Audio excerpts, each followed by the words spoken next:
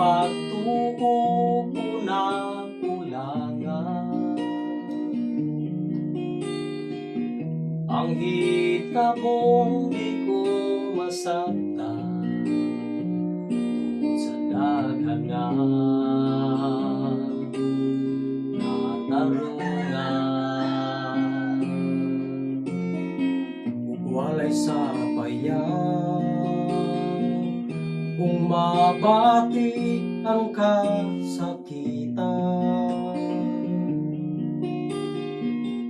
Dunay dako nga kalabutan, ang kaluwasan ko kini maoy hinungdan. Kay gilugat niya ako sa usa ka bili, kamatayon wa iksapayan, kay gugma ang nagpasulabi. Maling laman sa makadaghan, ug sa sala na pamatudan. Gidaog ni Kristo ang tanan, nga karon kita may kaluwasan.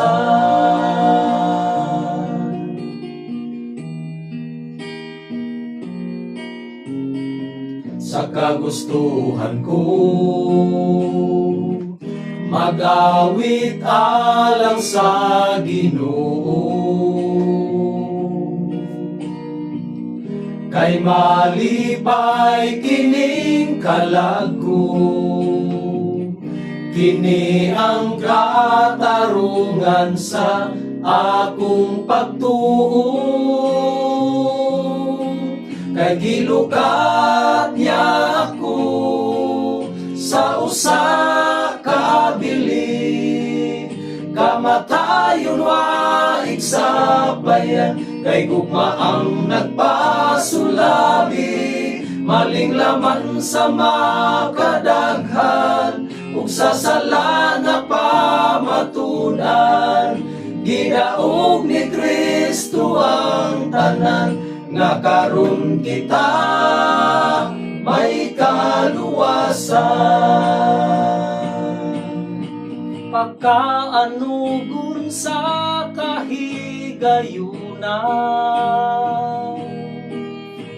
kung ato lang nga usikan, paglaom sa kaluwasan, hinumdumi kini nga katarungan.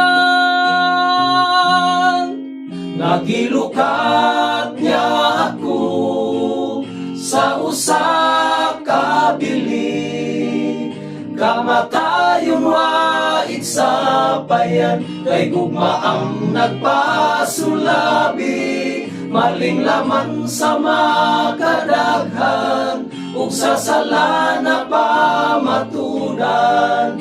Gidaog ni Kristo ang tanan, nga karon kita may kaluwasan. Niya ako sa usa ka bili, kamatayon wa iksapayan, kay gugma ang nagpasulabi. Maling laman sa makadaghan, ug sa sala na pamatudan.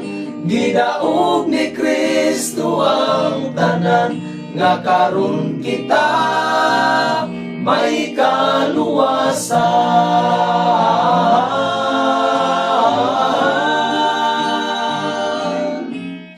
Gidaog ni Kristo ang tanan, nga karon kita may kaluwasan.